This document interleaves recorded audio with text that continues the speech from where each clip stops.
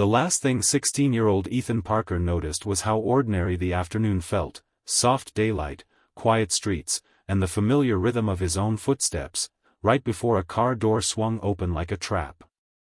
Ethan lived in Riverton, a mid-sized city where weekends were supposed to move slowly. He was the kind of kid teachers described as steady. Not loud. Not reckless. A part-time job at a corner market. A cracked phone he kept promising to replace. A mother, Claire, who worked double shifts and still found time to text him reminders like, "Dinner at 6. Don't forget your hoodie." That Saturday began like any other. Ethan ran an errand for Claire, stopped by a friend's place for a video game, then started walking home alone. The air carried the faint smell of cut grass and street food from the small market near the bus stop. Cars passed now and then, but the neighborhood felt safe in that quiet weekend way, like the whole city had exhaled. Across town, a completely different kind of day was unfolding. By late morning, a group of adult men, Ryan Cole, Mark Benson, Gavin Shaw, and Lewis Grant, were still buzzing with anger from the night before. They had been out at a nightclub called Halo, the kind with sticky floors, heavy bass, and bouncers who looked bored until they weren't. At some point in the early hours, there had been a confrontation.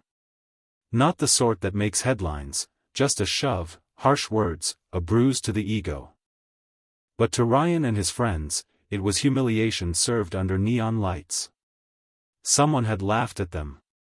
Someone had made them feel small. And by morning, that feeling had curdled into something darker, a need to get even, not with the person involved, but with anyone who fit the story they decided to believe. They talked over cheap coffee in a cramped apartment, voices rising, hands chopping the air. The details didn't matter anymore, only the emotion did.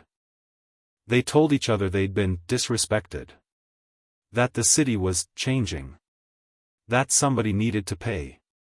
And without ever saying it plainly, they all understood the same thing: they weren't looking for the right person. They were looking for a target. By mid-afternoon, they were driving, 4 men in a sedan that still smelled faintly of smoke and spilled alcohol. The mood inside the car was tight and electric. Ryan gripped the wheel like it owed him something. Mark kept checking the mirrors. Gavin cracked his knuckles, then laughed at nothing. Lewis, quieter than the rest, stared out the window as if he could pretend he wasn't part of it. They passed parks, bus stops, storefronts, faces blurring by. And then, on a calm residential street, they saw Ethan walking alone with his backpack slung over one shoulder. He didn't see them at first. He was thinking about dinner. About whether his mother would be tired or talkative. About nothing that could possibly prepare him for what was coming. The sedan slowed to match his pace. A window rolled down. Someone said something, sharp, mocking, meant to scare. Ethan turned his head, confused. His brows pulled together as if he'd misheard. And that half-second, his hesitation, his instinct to respond like a normal person in a normal world, was all they needed. The car stopped. A door opened. And the quiet weekend afternoon snapped in two. Ethan barely had time to step back before rough hands grabbed his arms. "What are you doing?" he blurted out, his voice cracking more from surprise than fear. For a split second, he truly believed this was a mistake, some kind of misunderstanding that could be cleared up if he just spoke calmly. Ryan didn't answer. He didn't need to. Mark yanked Ethan's backpack off his shoulder, the strap tearing with a sharp rip that echoed down the quiet street. Gavin shoved him hard, driving the air from his lungs. The suddenness of it, how fast normal life vanished, left Ethan dizzy. "Get in," someone barked. A neighbor's curtains twitched. A dog barked somewhere down the block. But no one came outside. It all happened too fast, too strangely, for anyone to fully register what they were seeing. Ethan tried to twist away, his sneakers scraping uselessly against the pavement. Panic finally caught up with him, hot and blinding. "Please, wait," he said, the words tumbling over each other. The back door flew open. Lewis hesitated for just a breath, his face pale, before helping shove Ethan inside. The door slammed shut, sealing him into a space that smelled of sweat and old smoke. The car lurched forward. Ethan hit the seat hard, his shoulder banging against the door. He reached for the handle, instinctively, but Gavin was already there, leaning over, locking it with a sharp click. "Don't try anything," Gavin said, his voice low and steady in a way that was far more frightening than yelling. Ethan's heart hammered so violently he could feel it in his throat. He stared from face to face, searching for something, anything, that suggested this was a joke, a threat that would end with them dumping him somewhere and driving off. Instead, Ryan's eyes in the rearview mirror were flat. Focused. "Why are you doing this?" Ethan asked. "I don't even know you." Mark laughed, short and humorless. "That's the point." They drove without a clear destination, weaving through familiar streets that quickly became unfamiliar. Minutes stretched. Then longer than minutes. Ethan lost track of time, clinging only to the growing ache in his arms and the fear pressing down on his chest. The men took turns shouting at him, accusations that made no sense, insults built from assumptions and anger rather than anything Ethan had ever done. Each word felt like it belonged to a different life, a version of the world where he was someone else entirely. "I'm just trying to get home," he said at one point, his voice hoarse. "My mom's waiting for me." That earned him another shove. Outside, daylight continued as normal. Families walked dogs. Cars idled at traffic lights. No sirens. No interruption. The city carried on, unaware that a boy was trapped in the back seat of a moving car, shrinking into himself with every mile. Hours seemed to pass that way, driving, stopping, driving again. Ethan's pleas grew quieter, less structured, as exhaustion set in. He tried to remember advice adults always gave: stay calm. Don't provoke. Look for a chance to escape. But every time the car slowed, someone turned to watch him. Lewis avoided his eyes. As the sun dipped lower, shadows stretched long across the road. The men's voices changed, less chaotic now, more resolved. Whatever had begun as rage was hardening into something colder. Ryan turned onto a highway leading away from the city. Ethan felt it then, not as a thought, but as a weight in his stomach. They weren't taking him somewhere temporary. They weren't taking him back. And for the first time since the car door closed, he cried, not loudly, not dramatically, but in quiet, broken breaths, hoping against reason that someone, anyone, would still stop them before it was too late. By the time the car left the city limits, the sky had shifted to a dull orange haze. Ethan's body ached in places he didn't know how to name. His wrists were sore from being held down, his throat raw from pleading. At some point, he stopped asking why and started asking when they would let him go, when this nightmare would end, when he could see his mother again. "Please," he whispered, staring at the back of Ryan's seat. "I won't tell anyone. I swear." Ryan didn't look back. The road narrowed as buildings gave way to trees and empty stretches of land. Gas stations became rare. Streetlights disappeared. The car's headlights carved tunnels through the growing dark. Mark turned around in his seat, studying Ethan with a cold curiosity, like he was trying to decide what kind of person he was supposed to be angry at. "You think you're better than us?" Mark asked. Ethan shook his head quickly. "No. I don't think anything. I don't even know you." Gavin scoffed. "They all say that." Each stoplight, each passing mile marker, felt like another door closing. Ethan tried to memorize details, the shape of signs, the sound of gravel when the tires left the road, anything that might matter later, if later ever came. Lewis finally spoke, his voice quiet and strained. "This has gone far enough." Ryan's response was immediate. "You want to start feeling sorry now?" Silence fell again, heavier than before. Lewis leaned back, jaw clenched, hands trembling slightly in his lap. He didn't argue further. He didn't stop them either. They turned onto a dirt road, the car bouncing as stones snapped beneath the tires. Trees pressed in from both sides, their branches swaying in the evening breeze. The air smelled damp, earthy, nothing like the city Ethan knew. The car stopped. For a long moment, no one moved. Ethan's breath came fast and shallow. He looked at each of them again, searching for doubt, fear, anything human he could reach. "Please," he said one last time. "I just want to go home." Ryan opened his door. "Get out." Ethan hesitated. His legs felt weak, unreliable. Gavin grabbed his arm and dragged him from the car. The ground was uneven, cold through the thin soles of his shoes. Crickets chirped loudly, oblivious. The men surrounded him. Their faces looked different out here, harder in the shadows, stripped of whatever normalcy daylight had given them. "What did I do?" Ethan asked, tears streaking down his face. Mark leaned close, his breath sharp with bitterness. "You existed in the wrong place." What followed blurred together in Ethan's memory, raised voices, threats, the sound of his own heartbeat pounding in his ears. He focused on staying upright, on staying conscious, on the impossible hope that someone might still drive by, that headlights might suddenly appear. But no one came. When it was over, the men stood in silence, the weight of what they'd done settling heavily between them. Ryan broke it first. "We leave. Now." They climbed back into the car, doors slamming one by one. The engine started.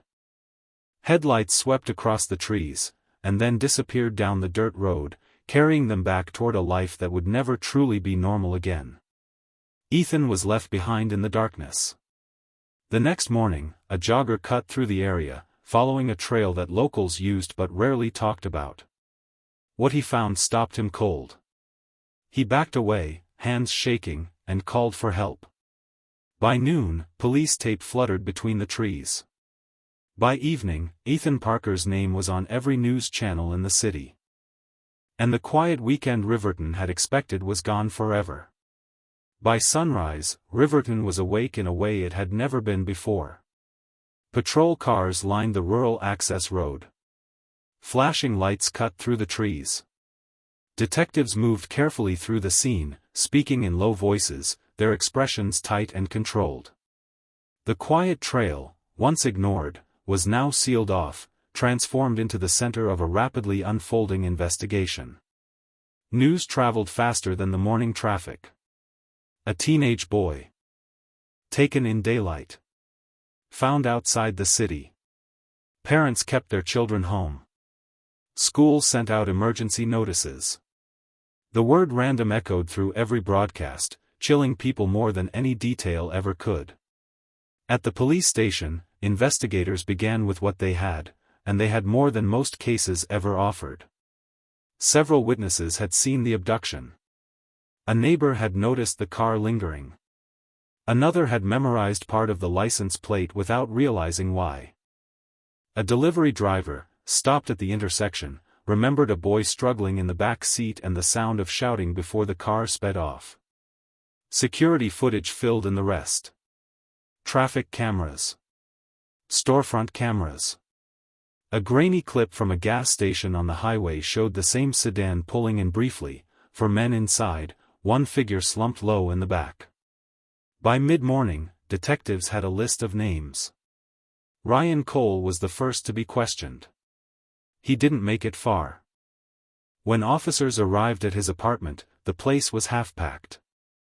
A duffel bag sat open on the floor. His phone was gone. So was his car. Mark Benson vanished the same way, leaving behind a confused girlfriend and a hastily written text claiming he needed space. Gavin Shaw was arrested that afternoon after being spotted by a coworker who recognized his face from the news and called police immediately. Lewis Grant turned himself in.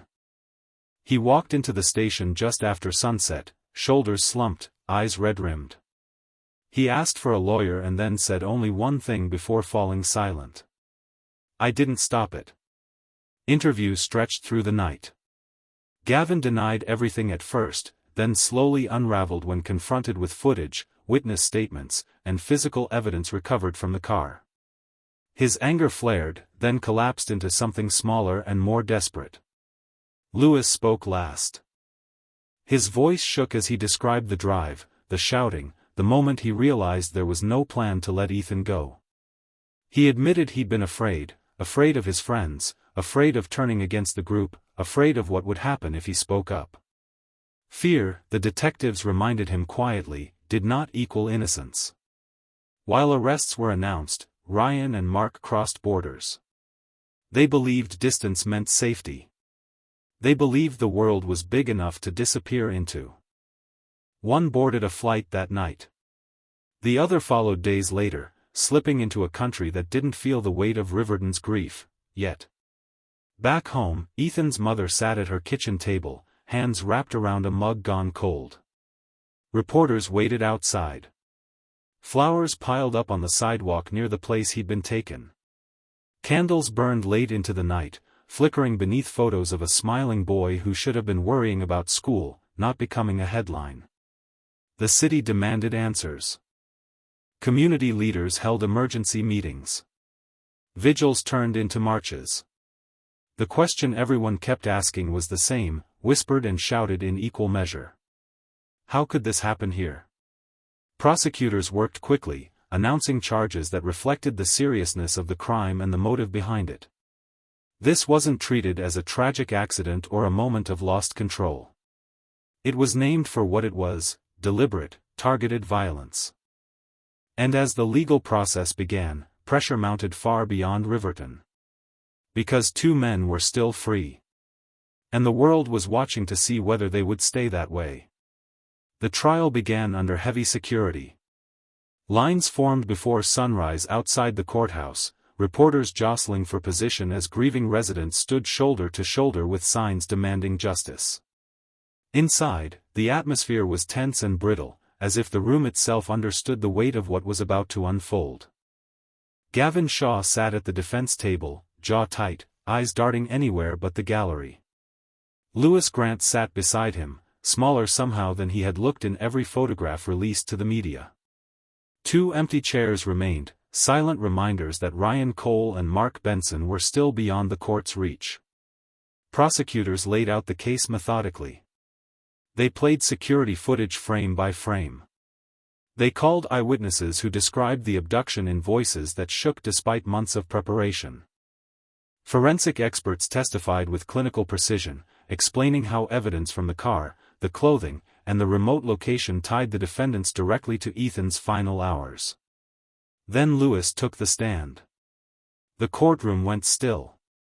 He spoke slowly, carefully, as if every word cost him something. He described the nightclub, the anger that followed, the drive through the city. He admitted his own fear, his failure to intervene, and the moment he realized, too late, that nothing he said would stop what was coming. "I knew it was wrong," he said, staring at the floor. "I just didn't think they'd go that far." The prosecution didn't raise their voice when they responded. "They went that far," the attorney said calmly. "And you stayed." The defense tried to fracture the story, claiming panic, intoxication, peer pressure. But none of it could erase the timeline. None of it explained why a boy who had never met them ended up dead. Outside the courtroom, pressure intensified. International warrants were issued. Diplomatic channels activated. News outlets in other countries began naming Ryan and Mark, showing their faces, broadcasting Riverton's grief across borders. Months passed. Then one morning, the announcement came: one had been detained abroad after being recognized by a coworker.